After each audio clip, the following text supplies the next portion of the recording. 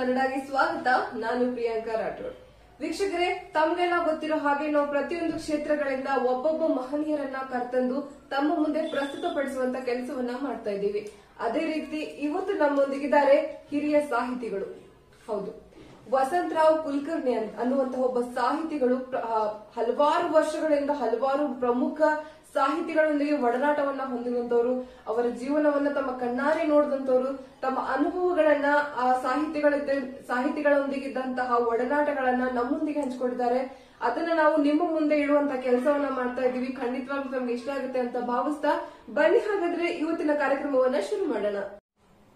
S ವೀಕ್ಷಕರೇ, ತಮಗೆಲ್ಲ ಗೊತ್ತಿರೋ ಹಾಗೆ ನಾವು ಪ್ರತಿಯೊಂದು ಕ್ಷೇತ್ರದಿಂದ ತಮ್ಮ ಮುಂದೆ ವಿಶೇಷವಾದ ವ್ಯಕ್ತಿಗಳನ್ನ ತಂದು ನಿಲ್ಲಿಸುವಂತ ಕಾರ್ಯವನ್ನ ನಾವು ಮಾಡ್ತಾ ಇದ್ವಿ. ಅವರು ಯಾವ ಕ್ಷೇತ್ರದಲ್ಲಿ ನಿಪುಣರಾಗಿದ್ರು, ಯಾವ ಕ್ಷೇತ್ರದಲ್ಲಿ ಸೇವೆಯನ್ನು ಸಲ್ಲಿಸಿದ್ದಾರೆ, ಜೊತೆಗೆ ಯಾವೆಲ್ಲ ಮಾಹಿತಿಗಳು, ಉಪಯುಕ್ತ ಮಾಹಿತಿಗಳು ತಮ್ಮವರೆಗೂ ತಲುಪಿಸಬಹುದು ಅನ್ನುವಂತಹ ವಿಶೇಷ ಮಾಹಿತಿ ತಮ್ಮವರೆಗೂ ತಲುಪಿಸಬಹುದು ಅನ್ನುವಂತಹ ಒಂದು ಹೊಸ ಪ್ರಯತ್ನವನ್ನ ಎಂಪಿ ನ್ಯೂಸ್ ಕಡೆಯಿಂದ ನಾವು ಮಾಡ್ತಾ ಇದ್ವಿ. ಆ ಕಾರ್ಯಕ್ಕೆ ತಮ್ಮ ಕಡೆಯಿಂದ ಬೆಂಬಲ ಕೂಡ ಸಿಗ್ತಾ ಇದೆ, ಬಹಳ ಖುಷಿಯ ವಿಚಾರ. ಅದೇ ರೀತಿ ಇವತ್ತು ನಮ್ಮೊಂದಿಗಿದ್ದಾರೆ ವಸಂತರಾವ್ ಕುಲಕರ್ಣಿ ಅನ್ನುವಂತವರು, ಹಿರಿಯ ಸಾಹಿತಿಗಳು. ಬನ್ನಿ ಹಾಗಿದ್ರೆ ಮತ್ತೆ ಅವ್ರನ್ನ ಕಾರ್ಯಕ್ರಮಕ್ಕೆ ಸ್ವಾಗತ ಮಾಡಿ ಅವರೊಟ್ಟಿಗೆ ಮಾತಾಡ್ಸೋಣ. ಅವರ ಒಡನಾಟ ಯಾರ್ಯಾರೆಲ್ಲ ಜೊತೆಗಿತ್ತು, ಯಾವ ರೀತಿ ಅವರ ಸಾಹಿತ್ಯಿಕ ಬದುಕು ಶುರುವಾಯಿತು, ಇವಾಗ ಯಾವ ರೀತಿ ಇದೆ ಅನ್ನೋದನ್ನ ಪ್ರತಿಯೊಂದು ಮಾಹಿತಿನ ನಿಮ್ಮವರೆಗೂ ತಲುಪಿಸುವಂತ ಕೆಲಸವನ್ನ ನಾವು ಮಾಡ್ತಾ ಇದ್ವಿ. ಸರ್ ನಮಸ್ಕಾರ, ಕಾರ್ಯಕ್ರಮಕ್ಕೆ ಸ್ವಾಗತ. ನಮಸ್ಕಾರ. ನಮಸ್ಕಾರ. ಎಸ್, ಇವಾಗ ಮಾತುಕತೆನ ಶುರು ಮಾಡೋಣ. ಸರ್, ಇವಾಗ ಮೊದಲನೇ ಪ್ರಶ್ನೆ ಏನ್ ಬರುತ್ತೆ ಅಂತಂದ್ರೆ, ತಾವು ಹಲವಾರು ಹಿರಿಯ ಸಾಹಿತಿಗಳ ಜೊತೆಗೆ ಒಡನಾಟ ಇಟ್ಕೊಂಡಿದ್ರಿ, ಬೆಳೆದಿದ್ರಿ, ಅವ್ರ ಜೊತೆಗೆ ಕೆಲಸ ಮಾಡಿದ್ರಿ ಅಂತೆಲ್ಲ ಕೇಳ್ಪಟ್ಟಿದೀವಿ. ಮೊದಲನೇದಾಗಿ ತಮ್ಮ ಹೆಸರು ಕೇಳಿ ಬರುವಂತದ್ದು ದಾರಾ ಬೇಂದ್ರೆ ಅವ್ರ ಜೊತೆಗೆ ತುಂಬಾ ಹೆಚ್ಚಾಗಿ ಕೇಳಿ ಬರುತ್ತೆ. ಯಾಕೆ ಅಂತಂದ್ರೆ ತಾವು ಅವರ ಶಿಷ್ಯಂದ್ರು. ಸೊ ಹೀಗಿರ್ಬೇಕಾದ್ರೆ ವಿದ್ಯಾರಣ್ಯ ಹೈಸ್ಕೂಲ್ ಅಲ್ಲಿ ತಾವು ಓದಿದ್ದು ಅಂತ ನಾವು ಕೇಳಿದ್ವಿ. ಸೊ ಆ ಹೊತ್ತಿನಲ್ಲಿ ತಮ್ಗೇನಾದ್ರೂ ಆಸಕ್ತಿ ಇತ್ತಾ, ಸಾಹಿತ್ಯಕ ಆಸಕ್ತಿ ಇತ್ತಾ, ಅಥವಾ ಅದನ್ನ ಹೆಂಗ್ ಪೂರೈಸ್ಕೊಂಡ್ರಿ ಅನ್ನುವಂಥದ್ದು? ಸರಿ, ಎಲ್ಲರಿಗೂ ನಮಸ್ಕಾರ. ಈಗ ನಾನು ಮೊಟ್ಟ ಮೊದಲು ದಾರಾ ಬೇಂದ್ರೆ ಮಾಸ್ತರು, ವಿದ್ಯಾಗುರುಗಳು ಅವರ ಜೊತೆ ಕಳೆದ ಕೆಲವು ರಸ ನಿಮಿಷಗಳನ್ನ ಹಂಚಿಕೊಳ್ಳಲಿಕ್ಕೆ ಇಚ್ಛಾ ಪಡ್ತಾ ಇದ್ದೇನೆ. ಅದು 1965ರ ಕಾಲ. ಅದೇ ಆಗ ನಾನು ಸುರೇಬಾನ್ ನಮ್ಮೂರಿನಿಂದ ಹೆಚ್ಚಿನ ವಿದ್ಯಾಭ್ಯಾಸಕ್ಕಾಗಿ ಧಾರವಾಡಕ್ಕೆ ಕಾಲಿಟ್ಟೆ. ಅಲ್ಲಿ ಎಲ್ಲಿಯೂ ಸೀಟು ಸಿಗೋದ್ರಿಂದ ವಿದ್ಯಾರಣ್ಯ ಹೈಸ್ಕೂಲ್ಗೆ ನನ್ನ PUC ಎಂಟ್ರನ್ಸ್ಗೆ ನಾನು ಅಡ್ಮಿಟ್ ಆದೆ. ಆದರೆ ನನ್ನ ಸುದೈವ ಎನ್ನುವಂತೆ ಆ ವಿದ್ಯಾರಣ್ಯ ಹೈಸ್ಕೂಲದಲ್ಲಿ ಆಗ ಬೇಂದ್ರೆಯವರ ಪುತ್ರರಂತಹ ದಾರಾ ಬೇಂದ್ರೆಯವರ ಪುತ್ರರಾದ ವಾಮನ ಬೇಂದ್ರೆಯವರು ಕನ್ನಡದ ಪ್ರಾಧ್ಯಾಪಕರಾಗಿದ್ದರು. ಆದರೆ ಎಲ್ಲ ಪಾಠಗಳನ್ನ ಮಾಡಿದ ಕೀರ್ತಿ ಹಿರಿಯರಂತಹ ದಾರಾ ಬೇಂದ್ರೆಯವರಿಗೆ ಸಲ್ಲಬೇಕು. ದಾರಾ ಬೇಂದ್ರೆಯವರಿಗೆ ನೇರವಾದ ಶಿಷ್ಯತ್ವವನ್ನು ಹೊಂದಲಿಕ್ಕೆ ನಮಗೊಂದು ಅವಕಾಶ ದೊರೆತು. ದಾರಾ ಬೇಂದ್ರೆಯವರ ಪಾಠ ಅಂದ್ರೆ ಅದು ಬಹುಶಃ ಸಣ್ಣ ಮಕ್ಕಳ ಜೋಡಿ ಆಟ ಆಡ್ತಕ್ಕಂಥ ಪಾಠ. ಪಾತ್ರಗಿತ್ತಿ ಪಕ್ಕ ನೋಡಿದೆ ನಕ್ಕ, ಹಸಿರು ಹಚ್ಚಿ ಚುಚ್ಚಿ ಮೇಲೆ ಕೃಷ್ಣ ಹಚ್ಚಿ, ಹೂವಿಂದ ಹೋಗತಾವ ಗಲ್ಲಾತಿವಿಯ ತಾವ. ಎಂತ ರಸವತ್ತಾದ ಹಾಡುಗಳನ್ನ ಹಾಡುತ್ತ ಕುಣಿಯುತ್ತ ನಮ್ಮೆಲ್ಲರ ಮನಸ್ಸನ್ನ ಕದ್ದಂತ ಹಿರಿಯ ಸಾಹಿತಿ ದಾರಾ ಬೇಂದ್ರೆಯವರು. ದಾರಾ ಬೇಂದ್ರೆಯವರ ಸಾಹಿತ್ಯದ ಜೊತೆಗೆ ಬೆಳೆದಂತಹ ನಾನು ಅವರ ಹಾಡುಗಳನ್ನ ಅವ್ರ ಮುಂದೆ ಹಾಡಿ ಕುಣಿದಾಗ ಅವರಿಗೆ ಸಂತೋಷವಾಗಿ, ನೀನು ಸಾಧನಿಕೇರಿಗೆ ಬಾರೋ, ಮನೆಗೆ ಬಾ ಅಂತ ಎಂದು ಕರೆ ಕೊಡ್ತಾ ಇದ್ರು. ನಾವು ಮನೆಗೆ ಹೋದಾಗ, ಕೆಲವು ವಿದ್ಯಾರ್ಥಿಗಳು ಗೆಳೆಯರು ಅವರ ಮನೆಗೆ ಹೋದಾಗ ಸಕ್ಕರೆ ಕೊಟ್ಟು ನಮಗೆ ಮೊಟ್ಟ ಮೊದಲು ಸಿಹಿಯನ್ನು ತಿನ್ನಿಸಿ ಗೌರವ ಕೊಡ್ತಾ ಇದ್ರು. ಆಮೇಲೆ ನಮ್ಮ ಪ್ರಶ್ನೆಗಳಿಗೆ, ನಮ್ಮ ಸಾಹಿತ್ಯಿಕ ಚಿಂತನೆಗಳಿಗೆ ಸೂಕ್ತವಾದಂತಹ ಉತ್ತರಗಳನ್ನು ಕೊಟ್ಟು ನೆನೆತಾ ಇದ್ರು, ನಮ್ಮನ್ನು ಹರಿಸ್ತಾ ಇದ್ರು, ತಲೆ ಮೇಲೆ ಕೈ ಇಡ್ತಾ ಇದ್ರು. ನನ್ನ ಸ್ವಲ್ಪ ಹಳ್ಳಿ ಊರಿಂದ ಬಂದಿದ್ದಕ್ಕೆ ನನ್ನ ಹುಂಬತನ ನೋಡಿ, ಏ ಹುಂಬಾ, ನನ್ನ ಕನೆಯವರೆಗೂ ಹುಂಬಾ ಅಂತ ಕರಿತಿದ್ರು ಅವರು. ಏ ಹುಂಬಾ ಬೈ ಅಂತ ಕರಿತಾ ಇದ್ರು. ಅದೊಂದು ಅವ್ರ ಕಡೆಯಿಂದ ಹುಂಬಾಸುವಂತ ಸೌಭಾಗ್ಯ ನಮ್ಗೆ ಸಿಗ್ತಲ್ಲ ಅಂತ ಸಂತೋಷ, ಇವತ್ತು ಸಂತೋಷ ಪಡ್ತಾ ಇದ್ದೇನೆ. ಇದಾದ ಮೇಲೆ ಅವರ ನೆನಪು ನನಗೆ ಇನ್ನೊಂದ್ಸಲ ಬಂದಿದ್ದು ಎಲ್ಲಿ ಅಂತಂದ್ರೆ, 1972ರಲ್ಲಿ ನಾನು ಜಮಖಂಡಿಗೆ ಬಿಡಿ ಸಲುವಾಗಿ ತರಬೇತಿ ಪಡೆಯಲಿಕ್ಕೆ ಜಮಖಂಡಿಗೆ ಹೋದೆ. ನಾನು ಕಾಲೇಜಲ್ಲಿ ಜನರಲ್ ಸೆಕ್ರೆಟರಿ ಆಗಿದ್ದೆ. ಆ ಸಂದರ್ಭದಲ್ಲಿ ಅಕಸ್ಮಾತ್ ಆಗಿ ಬೇಂದ್ರೆಯವರ ಆಗಮ ಆಯಿತು ಜಮಖಂಡಿಗೆ. ಅವರು ಜಮಖಂಡಿಗೆ ಬಂದಾಗ ರಾವ್ ಬಹದ್ದೂರ್ ಮನೆಯಲ್ಲಿ ಇಳಿತಾ ಇದ್ರು. ಮತ್ತೊಬ್ಬ ಹಿರಿಯ ಸಾಹಿತಿ ರಾವ್ ಬಹದ್ದೂರ್. ನಿಮಗೆ ಗೊತ್ತಿರಬಹುದು, ಗ್ರಾಮಾಯಣ ಅಂತಕ್ಕಂಥ ಕಾದಂಬರಿಯ ಬರಹಗಾರರು. ಬಹಳ ಸುಂದರವಾದಂತಹ ನಗೆ ಬರಹಗಳನ್ನು ಬರೆದಂತಹ ದೊಡ್ಡ ಸಾಹಿತಿ. ಅವರ ಮನೆಯಲ್ಲಿ ಇಳಿತಾ ಇದ್ರು. ಕಾಲೇಜ್ ಕರ್ಕೊಂಡ್ ಬಂದ್ರಾಯ್ತು, ಬೇಂದ್ರೆ ಮಾಸ್ತರ್ ಅನ್ನುವಂತ ಹುರುಪು ನನಗೆ ಬಂದಿತ್ತು. ಬೇಂದ್ರೆ ಅವರ ಬಳಿಗೆ ಮನೆಗೆ ಹೋದ್ವಿ. ನಾನು ಸಿರಹಟ್ಟಿ ಅನ್ನೋ ಪ್ರೊಫೆಸರ್ ನನ್ನ ಜೊತೆ ಬಂದ್ರು. ಇಬ್ರು ಕೂಡ ಹೋಗಿ ರಾವ್ ಬಹದ್ದೂರ್ ಮನೆಯಲ್ಲಿ ಇಳಿದಂತಹ ಬೇಂದ್ರೆ ಅವರನ್ನ ನಾವು ನಮಸ್ಕರಿಸಿ ಕುತ್ಕೊಂಡಿವಿ. ಯಾಕ ಏನ್ ಬಂದಿದ್ದು, ನಮ್ಮ ಬೇಂದ್ರೆ ಮಾಸ್ತರು ಯಾವಾಗಲೂ ಒಂಚೂರು ಕೊಂಕು ಕಿರೀಟ ಮಾತಿದ್ರು ಮಾತವರು, ವ್ಯಂಗ್ಯ ಮಾತು. ಹೌದೌದು. ಏನು ಬೇಂದ್ರೆ ಬಂದ ಕರ್ಕೊಂಡು ಹೋದ ಬಂದ್ರ್ಯಾ, ಹಿಂಗೆಲ್ಲ ನೇರವಾಗಿ ನಾವು ಹೇಳೋಕ್ಕಿಂತ ಮುಂಚೆನೆ ಕೇಳಿಬಿಡ್ತಾ ಇದ್ರು. ಹೀಗಾಗಿ ಹೌದು ಕುತ್ಕೊಂಡಿವಿ, ಹೌದ್ರಿ ಕರ್ಕೊಂಡು ಹೋಗ್ತೀವಿ ಅಂತಂದ್ವಿ. ಏನಾಗಿ ಬಂದಾರಂತ ಇಲ್ಲೇ ಕರ್ಕೊಂಡ್ಬರ್ಬಿಡು ಗಿಡಗಿರಂಗೆ ಇಲ್ಲೇ ಬಂದಿ ತಿಳ್ಕೊಂಡು ಕರ್ಕೊಂಡು ಹೋಗೋದ ಕಾಲೇಜ್ಗೆ ಅಂತಂದ್ರು. ಇಲ್ಲ, ನಾವು ಕರ್ಸೋರು ಇದ್ವಿ, ನೀವು ಬಂದಿರಿ, ಇದ್ರ ನಾವ್ ಯಾಕೆ ತಗೋಬಾರ್ದು, ಈಗ ನೀವು ಬೇಂದ್ರೆ ಮಾಸ್ತರ್ ಅಂದ್ರೆ ನನ್ನ ವಿದ್ಯಾಗುರುಗಳು 65ರಾಗ ನಿಮ್ಮ ಹತ್ರ ನಾನು ಕಲಿಸಿದ್ದೇನೆ, ನೀವು ಬರ್ಲಿಕ್ಕಂದ್ರೆ ಎಳ್ಕೊಂಡು ಹೋಗ್ತೀನಿ ಅಂದ್ಯ. ಅವತ್ತ ನೀವು ಹುಂಬ ಅಂತ ಕರೆದಿ ನೆನಪದ ನಿನಗೆ ಅಂತಂದ್ರು. ಇದೇ ಸರ್, ಈ ನೀನು ಹುಂಬತನಕ್ಕ ಹಂಗ ನಾ ಬರುದಿಲ್ಲ, ಈಗ ವಯಸ್ಸಾಗ್ಯದ ಬರುದಿಲ್ಲ ಹಂಗಂತಂದ್ರು. ನಾನು ಬಿಡುದಿಲ್ಲ ಸರ್, ನಿಮ್ಗೆ ಕರ್ಕೊಂಡು ಹೋಗ್ತೀನಿ ಅಂತ ಹೇಳಿದೆ. ಹಾಗೆ ಈ ಕೊನೆಗೆ ಏನು ಆದ್ರೂ ಹೂ ಅನ್ಲಿಲ್ಲ. ಅಲ್ಲಿ ಇವನ್ ಕೇಳಪ್ಪ ರಾವ್ ಬಹದ್ದೂರ್ ಅಂತಂದ್ರು. ರಾವ್ ಬಹದ್ದೂರ್ ಸರ್ಗೆ ಭೇಟಿಯಾಗಿ ನಾವು ಅವ್ರನ್ನ ಮೇಲಿನ ಮೇಲೆ ಕಾಣ್ತಾ ಇದ್ದೆ. ಹೀಗ್ರಿ ನೀವು ಕರ್ಕೊಂಡ್ ಬರ್ಬೇಕ್ರಿ ಸರ್ ಅಂತ ಕೇಳಿದಾಗ ಅವರು ಆಯ್ತಪ್ಪ, ನೀವೊಂದು ಕೆಲಸ ಮಾಡು, ನಾವು ಕಲ್ಲೋಳಿ ಹೆಂಗಪ್ಪ ಹೋಗ್ತೀವಿ, ಒಂದು ಕಾರ್ ತಂದು ನಿಲ್ಸು, ಆ ಕಲ್ಲೋಳಿ ಹೆಂಗಪ್ಪ ಕರ್ಕೊಂಡು ಹೋಗ್ತೀನಿ, ಬರುವಂತೆ ನಿಮ್ ಕಾಲೇಜ್ ನಡಕ ಬರ್ತದೆ, ಅಲ್ಲಿ ಸರ್ವಿಸ್ ಬಿಡ್ತೀನಿ, ಆರಾಮಾಗಿ 1 ತಾಸು 1.5 ತಾಸು ಲೆಕ್ಚರ್ ಮಾಡ್ಕೋ ಅಂತ ಹೇಳಿ ನಮ್ಗೆ ಅನುಕೂಲ ಮಾಡಿಕೊಟ್ರು. ಹಾಗೆ ಹೀಗೆ ಈಗ ನಮ್ಗೆ ಸಹಾಯವನ್ನ ಅವ್ರು ಮಾಡಿದ್ರು. ಸರ್, ಇವಾಗ ತಮ್ಗೆ ಸುರಬಾನ್ ಅಂತ ಊರ್ ಬರುತ್ತೆ, ಸೊ ಅಲ್ಲಿ ಬಂದಾಗ್ಲೂ ಕೂಡ ತಮ್ಮ ಮನೆಗೆ ಭೇಟಿ ಕೊಟ್ಟಿದ್ರು. ನನ್ನೂರು ಸುರೇಮಾನ, ಬಹಳ ಸುಂದರವಾದ ಪ್ರಶ್ನೆ ಕೇಳಿದ್ರಿ. ನನ್ನೂರಿಗೆ ಅವರು 2 ಸಲ ಅತಿಥಿ ನಮ್ಮ ನವಭಾರತ ಹೈಸ್ಕೂಲ್ ಅಂತ ಇತ್ತು, ನವಲೆ ಅಂತ ತಿಳ್ಕೊಂಡು ಮುಖ್ಯಾಧ್ಯಾಪಕರಿದ್ರು. ಅವರು 2 ಸಲ ಅವ್ರನ್ನ ಕರೆಸಿದ್ರು. ಆಗ ನಾನಿನ್ನೂ ಚಿಕ್ಕವ. ಅವರು ಮೊದಲೇ ಸರಿ ಬಂದಾಗ 5ನೇ ಇದ್ದೆ, 1958ರಲ್ಲಿ. 1970ರಲ್ಲಿ 2ನೇ ಸರಿ ಬಂದಾಗ ನಾನು 7ನೇ ಇದ್ದೆ.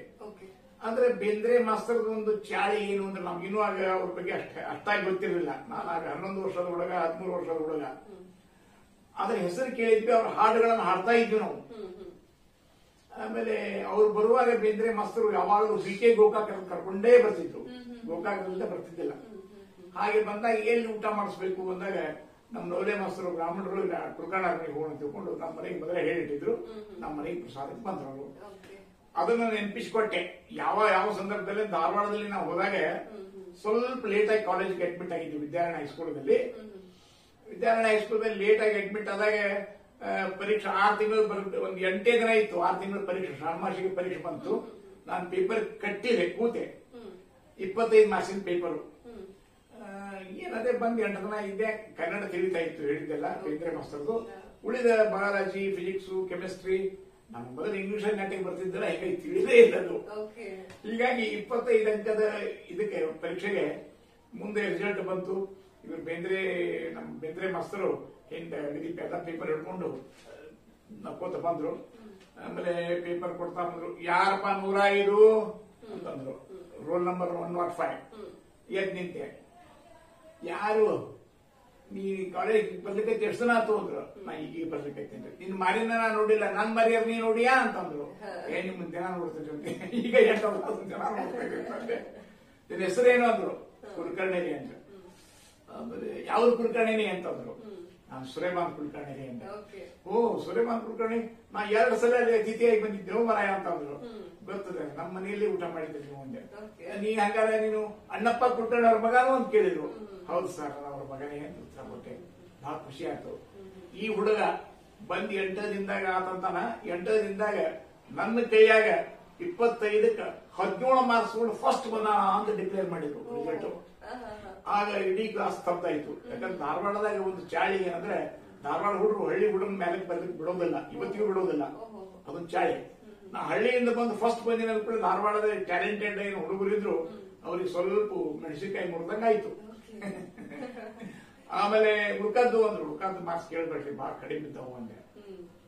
ಯಾಕೆ ಅಂತಂದ್ರು. ಬಂದ್ 8 ದಿನ ಆಯ್ತು. ಅವ್ರು ಏನ್ ಮಾತಾಡ್ತಾರ ನಮ್ಗೆ ತಿಳಿಲಿಲ್ಲ ಇಂಗ್ಲಿಷು ಅಂತ ನಗಲಿಕ್ಕತ್ರು. ಹಂಗಾರೆ ವರ್ಷದ ಪರೀಕ್ಷೆ ಹೆಂಗ್ ಮಾಡ್ತೀಯ ಅಂದ್ರು. ಖಂಡಿತವಾಗಿ ವರ್ಷದ ಪರೀಕ್ಷೆ ಅಷ್ಟು ನಾನು ಫಸ್ಟ್ ಇರ್ತೀನಿ ಅಂತ ಹೇಳಿದೆ. ಬೇಂದ್ರೆ ಮಾಸ್ತರ್ ಇಷ್ಟು ಖುಷಿ ಪಟ್ರಲ್ಲ, ಭಕ್ತರಿ ಮಗನ ಅಂದ್ರು, ಮನೆಗೆ ಬರ್ತಾ ಇರು ಅಂದ್ರು. ಆಮೇಲೆ ಅವ್ರ ಬರೀ ಹೆಚ್ಚು ಹೆಚ್ಚು ಓದಲಿಕ್ಕೆ ಪ್ರಾರಂಭ ಮಾಡಿದೆ. ಹೀಗೆ ನಾವು ಬೇಂದ್ರೆ ಅವರಿಗೆ ಸಾಹಿತಿ ಅನ್ನೋದಕ್ಕಿಂತ ಹೆಚ್ಚು ಬೇಂದ್ರೆ ಅವರನ್ನ ಮಾಸ್ತರ್ ಅಂತ ಕರೆಯುವುದೇ ರೂಢಿ. ಬೇಂದ್ರೆ ಮಾಸ್ತರ್ ಅಂತ ಕರೆಯುವುದೇ ರೂಢಿ. ಅವರು ಒಂದು ಹಾಡನ್ನು ಇವತ್ತಿಗೂ ಕಾಡ್ತಾ ಇದೆ, ಅದು ಶ್ರಾವಣ. ಶ್ರಾವಣ ಬಂತು ನಾಡಿಗೆ, ಬಂತು ಬೀಡಿಗೆ, ಬಂತು ಕಾಡಿಗೆ, ಶ್ರಾವಣ ಬಂತು ನಾಡಿಗೆ. ಬುಡ ಬುಡ ಸ್ಥಾವರ ಲಿಂಗ ಔಕ ಅಭ್ಯಂಗ ಎರಿತವನು ಹಾಂಗ ಏರಿ ಮೋಡ, ಸುತ್ತೆಲ್ಲ ನೋಡ ನೋಡ. ಹೀಗೆ ಶ್ರಾವಣವನ್ನು ಇಷ್ಟು ಸುಂದರವಾಗಿ ವರ್ಣಿಸ್ಯಾರ ನಮ್ಮ ಗುರುಗಳು. ಅಷ್ಟು ಚೆನ್ನಾಗಿ ಯಾರು ವರ್ಣಿಸಿದ್ದ ನಾ ಕಂಡಿಲ್ಲ.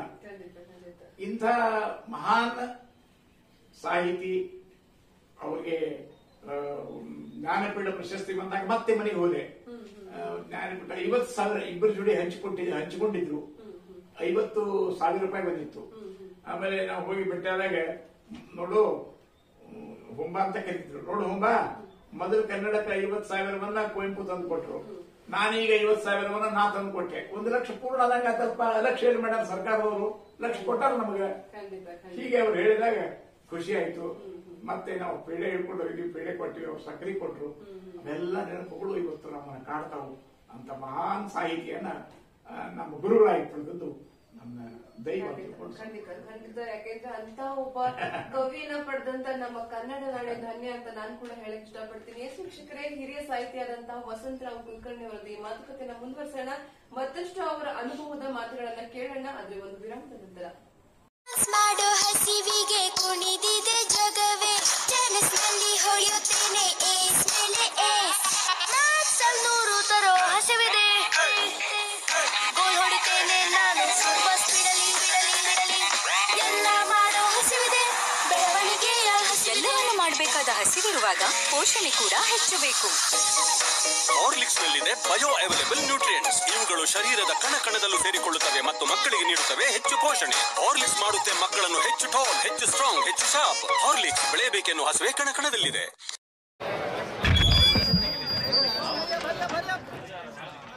ಮೊದಲ ಗುಟುಕಿನಲ್ಲೇ ಫ್ಲೇವರ್ನ ಪರಿಪೂರ್ಣ ಅನುಭವ. ಪ್ರಸ್ತುತವಿದೆ ತಾಜ್ ಮೆಹಲ್ನ ಅದೇ ರುಚಿ, ಈಗ ಒಂದು ಹೊಸ ಪ್ಯಾಕ್ನಲ್ಲಿ.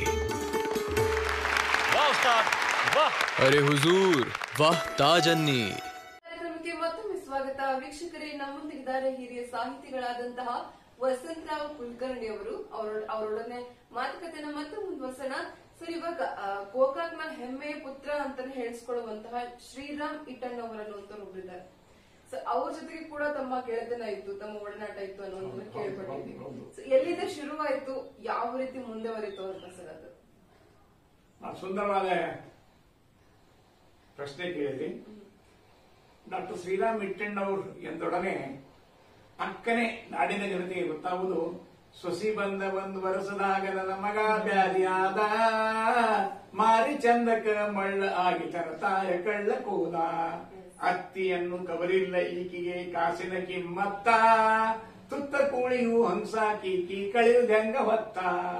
ಈ ಹಾಡನ್ನ ನಾಡಿನ ಎಲ್ಲ ಕಡೆ ಹಾಡ್ತಕ್ಕಂತ ಧ್ವನಿಯನ್ನ ತಾವು ಕೇಳಿರಬಹುದು. ಇಂಥ ಶ್ರೀರಾಮರು ಯಾದವಾಡದವರು.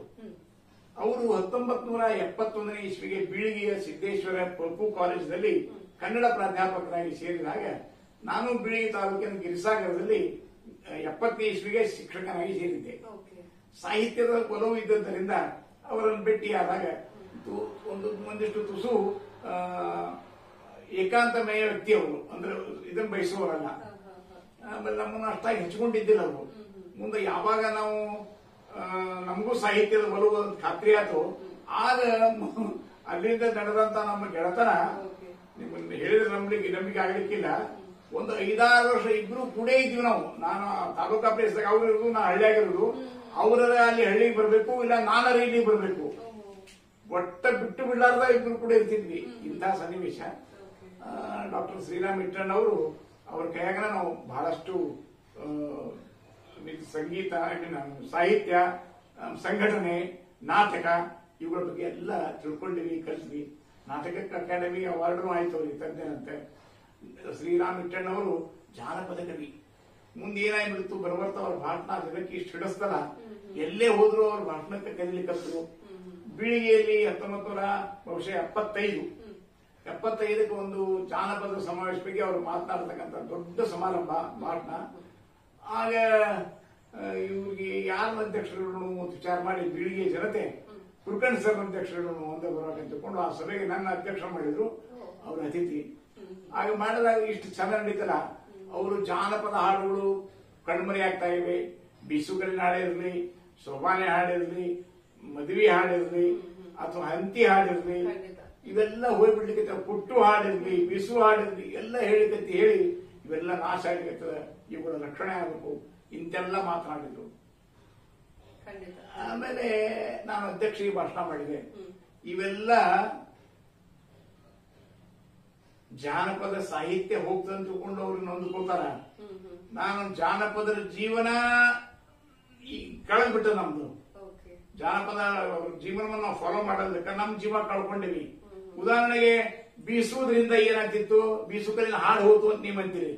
ಬೀಸುವುದರಿಂದ ಗರ್ಭಿಣಿಯಾದಂತ ಹೆಣ್ಮಗಳ ಊಂಬು ವಿಸ್ತಾರ ಆಗ್ತಿತ್ತು, ಮಗು ಸುಸೂತ್ರವಾಗಿ ನ್ಯಾಚುರಲ್ ಡೆಲಿವರಿ ಆಗ್ತಿತ್ತು. ಬೀಸುವುದು ಬಿಟ್ಟಿದ್ದಕ್ಕೆ ಈಗ ನಾವು ಸೀಸನ್ ಹೆಚ್ಚಿವಿ. ಹಾಗಾದ್ರೆ ಪ್ರತಿಯೊಂದು ಹೀಗೆ ಕೊಡ ನೀರು ಹೊರೋದ್ರಿಂದ ಆರಾಮಾಗಿ ನೀರು ತರೋದ್ರಿಂದ ಊಂಬೆಲ್ಲ ದೊಡ್ಡದಾಗ್ತಿತ್ತು, ಹೆರಿಗೆ ಆರಾಮ ಇರ್ತಿತ್ತು. ಆಕೆ ಏನ್ ದವಾಖಾನೆ ತೋರಿಸು, ಅದನ್ನ ಮಾಡು, ಇದನ್ನ ಮಾಡು, ಬ್ಯಾನ್ ಬಂದ್ರು ಏನಿಲ್ಲ ಇಲ್ಲ, ಗೊತ್ತಿಲ್ಲಂಗ ಡೆಲಿವರಿ ಆಗ್ತಿದ್ವು. ಅವ್ರಿಗೆ ಗೊತ್ತಿಲ್ಲಂಗ ಇಂತ ಇದು ಕಳ್ಕೊಂಡಿದ್ ಯಾಕೆ ನಾವು ಆ ಜಾನಪದರ ಜೀವನ ಕ್ರಮವನ್ನ ಮರ್ತದಕ್ಕೆ, ಹಾಡ ಮರ್ತಿದ್ದಕ್ಕೆ ನಮ್ ಡಾಕ್ಟರ್ ಇಟ್ಟಣ್ಣವ್ರಿಗೆ ದುಃಖ ಆಗ್ತದೆ. ನನಗ ಆ ಜೀವನ ಹೋಗಿದ್ದಕ್ಕೆ ನನಗೆ ಬೇಸರ ಆಗ್ತದೆ. ಹಿಂಗೆಲ್ಲ ಹೇಳಿದಾಗ ಕೂಡಿದ ಜನ ಎಲ್ಲ ಇಬ್ರು ಯೋಗಿ ಕೂಡಿರು, ಒಬ್ರು ವಿಜ್ಞಾನ ಬಗ್ಗೆ ಮಾತಾಡ್ತೀರಿ, ಒಬ್ರು ಸಾಹಿತ್ಯದ ಬಗ್ಗೆ ಮಾತಾಡ್ತೀರಿ ತಿಳ್ಕೊಂಡು ತುಂಬಾ ಖುಷಿ ಪಟ್ಟಿದ್ದೀನಿ. ಇನ್ನೊಂದು ಸಂದರ್ಭ ನಿಮ್ಗೆ ಹೇಳಲೇಬೇಕು. ಹಳ್ಳೂರು ಜೂನಿಯರ್ ಕಾಲೇಜಲ್ಲಿ ಬಿರಾದರ ಪಾಟೀಲ್ ಅಂತ ಒಬ್ಬ ಸ್ನೇಹಿತರು ಪ್ರಿನ್ಸಿಪಾಲ್ ಇದ್ರು. ಅವರು ನನಗೆ ಏನ್ ಜೋರು ಮಾಡಿದ್ರು, ನಿನ್ ಮಾತು ಕೇಳ್ತಾವ್ ವಿಠ್ಠಲ್ ಅವ್ರು ಕರ್ಕೊಂಬ ಇಲ್ಲಿ ಅತಿಥಿಯಾಗಿ ನಮ್ಮ ಕಾಲೇಜ್ ಆಗಲಿ ಅಂತ ಹೇಳಿದ್ರು. ವಿಠ್ಠಲ್ ಹಂಗೆ ಹೋಗೋದು ಕಡಿಮೆ, ನಾ ಜೋರು ಮಾಡಿ ಹೋಗೋಣ ಅಂತ ಹೇಳಿದೆ. ಬರ್ತಾರೆ ಹೇಳಿ ಅಂತ ಹೇಳಿದೆ. ಹಂಗೆ ಹೇಳಿದ್ರೆ ಅವ್ರು ಸಂಶಯವಂತವ್ರಿಗೆ ಬರ್ತಾರಲ್ಲ ಅಂತ. ಹಂಗ ಸಭೆ ಅಧ್ಯಕ್ಷ ನಿಮಾಯಿಸ್ಕೊಡ್ರಿ, ಅವ್ರು ಕರ್ಕೊಂಡ್ಬರೋ ಜವಾಬ್ದಾರಿಯಿಂದ ಕಾರ್ ಮಾಡ್ಕೊಂಬರ್ರಿ, ನಾವೆಲ್ಲ ದುಡ್ಡು ಕೊಡ್ತೇವೆ ಅಂದ್ರು. ಆಯ್ತು ಅಂತ ಹೋದ್ವಿ. ಎಲ್ಲ ಮಾತಾಡಿದ ಮೇಲೆ ಸಭಾ ಶುರುವಾತು. ಇವರು ಜಾನಪದ ಸಾಹಿತ್ಯ ಬಗ್ಗೆ ತುಂಬಾ ಅಗದಿ ರುಚಿಕಟ್ಟಾದ ಭಾಷಣ ಆತು, ಹಾಡಾತು, ಎಲ್ಲ ಆತು. ಅದರೊಳಗೆ ಏನು ಒಂದು ಹಾಡು ಹೇಳ್ತೀನಿ. ಅವು ನನ್ನ ಗಂಡ ತೀರಸಟ್ಟಿ, ಬಾಳವ ಎಡವಟ್ಟಿ, ಹಗಲೆಲ್ಲ ಹೊಡುತ್ತಾನ ಮೂಲಿಗೆ ಹಾಕಿ, ನಾ ಅಂತ ತಡದು ನೀ ಟುಳ್ಳಾಕಿ, ಸಿಟ್ಟು ಬಂದ್ರೆ ಬಾಳ ಕೊಟ್ಟಿ, ಒಡಿತಾನ ಕೆಲಿ ಪೆಟ್ಟಿ, ಬಾಳೆ ಬಾಳ ಬಿಗಿ ಅವನ ಕೈಯಾಗ, ಸತ್ತು ಹುಟ್ಟಿ ಬರತನು ದಿನ ಬೆಳಗ. ಅವರ ಪರಿಸರ ಬೀಳುವಳಿಗೆನ ತಿರ್ಸಟ್ಟಿಗೆ ಗಂಡ ಅನ್ನೋ ಕಾವ್ಯ. ಕೊನೆಗೆ ಏನ್ ಬರ್ತದೆ, ಹರಟಂಗಿ 18 ಗಂಟೆ ಹಾಕಿ ನನ್ನ ಗಂಡ ಇರ್ತಾನ ಅಂತ ಹೇಳಿ ಇದ್ದರ ಇರ್ಲಿ ಅವ ಗಂಡ ಅವ್ರ ಪಾಡ ಆಕಿ ಏನ್ ಕೇಳ್ತಾರ, ಆ ಗಂಡನೇ ಇರ್ಲಿ ಅಂತಾಳ. ಅಂದ್ರೆ ಇದನ್ನ ಹೇಳಿದಾಗ ಆ ಸಭಾ ತುಂಬಿ ಸಭಾ ಆ ಹಿಂದ್ ಕೂತ ಅಂಗಡಿ ಹಾಕೊಂಡು ಅವ್ನು ಮುದುಕಿದ್ದ, ಮಿಸಿ ಬಿಟ್ಕೊಂಡು ಅವ ಎದ್ದಿಂತ ಏನು ನನ್ನಪ್ಪ ಯುಗಕ್ಕೊಬ್ಬ 1000 ವರ್ಷಕ್ಕೊಬ್ಬ ಕವಿ ಹುಡ್ತಾನಂತೆ, ಎಂತ ಕವಿ ಹುಟ್ಟಿದೀವು ನನ್ನಪ್ಪ ಅಂತ ಎದ್ದು ಬಂದ. ಇಡೀ ಸಭೆ ಸ್ತಬ್ಧ ಆಯ್ತು, ಎಲ್ಲರೂ ಅವ್ನು ನೋಡ್ಲಿಕ್ಕಂತರು. ನಾನು ಅಧ್ಯಕ್ಷ, ನಾನು ಅತಿಥಿ ಮಾರಿ ನೋಡಿದ್ದೆ, ಇಟ್ಟಣ ಮಾರಿ, ಅವ್ರು ನನ್ನ ಮಾರಿ ನೋಡಿದ್ರು. ಏನ್ ಸಿಕ್ಕೊಟ್ಟಿವ ಹೀಗಾಗಿ ಒಂಟ್ರಾತು. ಎದ್ದು ಬಂದ್ ನಮ್ ಕಡೆನೆ ಬರ್ಲಿಕ್ಕತ್ತವ, ಬರ್ಲಿ ಬಿಡ್ರಿ ದಾರಿ ಬಿಡ್ರಿ ಅವನ ಅಂತ ಹೇಳಿ ದಾರಿ ಬಿಟ್ಟು ಮ್ಯಾಗ ಬಾಯ್ ಮ್ಯಾಗ ಬಾ ಅಂತಂದ್ವಿ.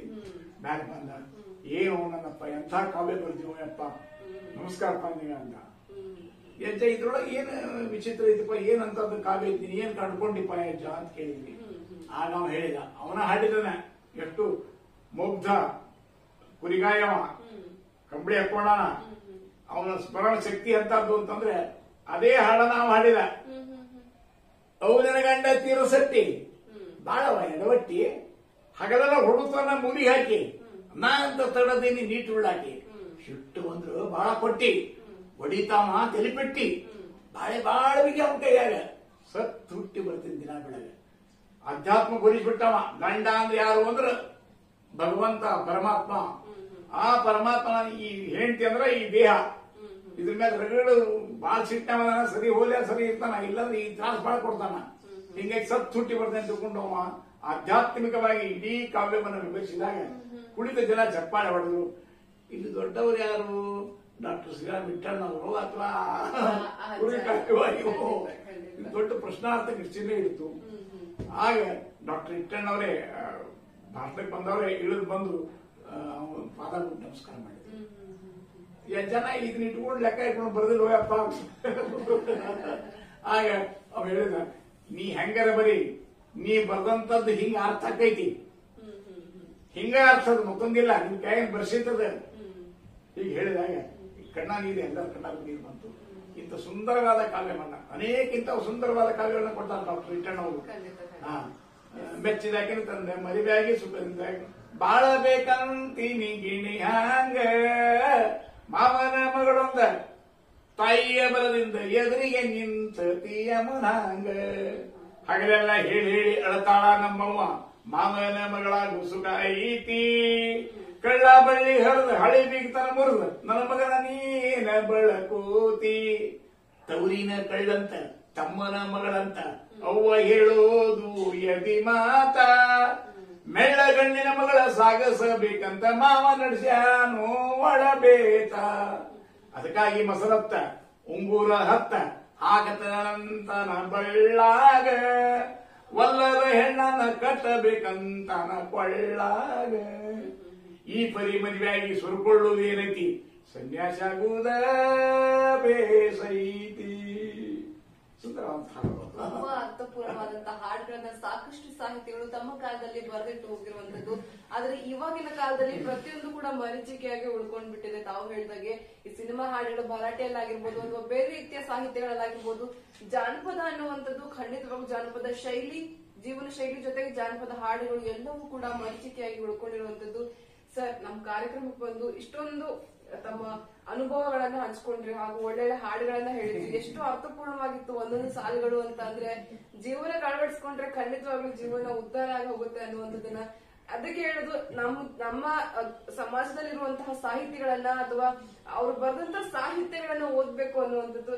ಸರ್, ಇಷ್ಟೊತ್ತು ನಮ್ಮೊಂದಿಗೆ ಮಾತನಾಡೋದಕ್ಕೆ ತಮಗೆ ಹೃತ್ಪೂರ್ವಕ ಧನ್ಯವಾದಗಳು. ಎಸ್ ವೀಕ್ಷಕರೇ, ಇದಾಗಿತ್ತು ಇವತ್ತಿನ ವಿಶೇಷ ಕಾರ್ಯಕ್ರಮ. ನಮ್ಮ ಹಿರಿಯ ಸಾಹಿತಿಗಳನ್ನ ಭೇಟಿ ಮಾಡಿದ್ದು ತಮಗೂ ಕೂಡ ಖುಷಿ ಕೊಟ್ಟಿದೆ ಅಂತ ನಾನು ಭಾವಿಸ್ತಾ ಈ ಕಾರ್ಯಕ್ರಮವನ್ನ ಇಲ್ಲಿಗೆ ಮುಕ್ತಾಯ ಮಾಡ್ತಾ ಇದ್ದೀನಿ. ತಮ್ಮನ್ನ ಮತ್ತೊಬ್ಬ ವಿಶೇಷ ವ್ಯಕ್ತಿಯೊಂದಿಗೆ ಮತ್ತೊಂದು ವಿಶೇಷ ಕಾರ್ಯಕ್ರಮದಲ್ಲಿ ಮತ್ತೆ ಭೇಟಿ ಆಗ್ತೀನಿ. ಅಲ್ಲಿವರೆಗೂ ನೋಡ್ತಾ ಇರಿ ಎಂಪಿ ನ್ಯೂಸ್ ಕನ್ನಡ. ನಿಮ್ಮ ಸುದ್ದಿಗೆ ನಾವು ಸದಾ ಸಿದ್ಧ. ಎಲ್ಲರಿಗೂ ನಮಸ್ಕಾರ. ಇಲ್ಲಿಯವರೆಗೆ ನನ್ನ ಕೆಲವು ಮಧುರ ಕ್ಷಣಗಳನ್ನ, ಸಾಹಿತಿಗಳೊಂದಿಗೆ ಇದ್ದಂತ ಮಧುರ ಕ್ಷಣಗಳನ್ನ ಹಂಚಿಕೊಂಡೆ. ಅದನ್ನ ಅವಕಾಶ ಮಾಡಿಕೊಟ್ಟಂತ ಎಂಪಿ ನ್ಯೂಸ್ಗೆ ನನ್ನ ಕೃತಜ್ಞತೆಗಳನ್ನ, ನಮನಗಳನ್ನು ಸಲ್ಲಿಸ್ತೇನೆ. ಅದರೊಟ್ಟಿಗೆ ಇಂಥ ಅವಕಾಶ ಮಾಡಿಕೊಟ್ಟಂತ ಗೋಕಾಕದ ಸಹೋದರಿ ರಜನಿ ಜಿರ್ಗಾಡ್ ಅವರಿಗೂ ಮತ್ತು ಈಗ ಬಂದಂತ ಸಹೋದರಿ ಪ್ರಿಯಾಂಕಾ ವಿಠಲ್ ಇವರಿಗೂ ಕೂಡ ನಾನು ಧನ್ಯವಾದಗಳನ್ನು ಅರ್ಪಿಸ್ತೇನೆ. ತಮ್ಮೆಲ್ಲ ಕೇಳುಗರಿಗೆ ನನ್ನ ನಮಸ್ಕಾರ, ಧನ್ಯವಾದ ಧನ್ಯವಾದ ಧನ್ಯವಾದ. Subscribe our channel, click the bell icon and like our videos.